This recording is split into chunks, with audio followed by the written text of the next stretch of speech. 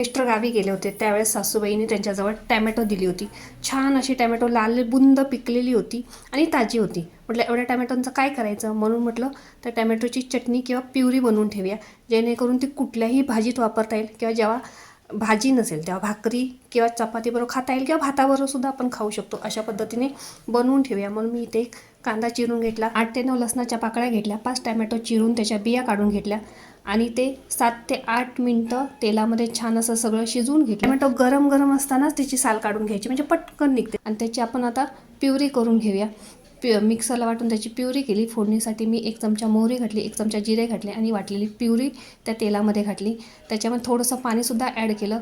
आपण त्याच्यात थोडीशी हळद टाकूया, 1 चमचा लाल तिखट आणि चवीनुसार मीठ टाकून पुन्हा ही प्युरी 7 ते 8 मिनटं शिजवून घेऊया. जेव्हा भाजी वगैरे नसेल त्यावेळेस ती ही प्युरी उपयोगाला येते. 5 ते 7 दिवस ही प्युरी छान टिकते आणि तयार झालेली आपली ही टॅमॅटोची चटणी.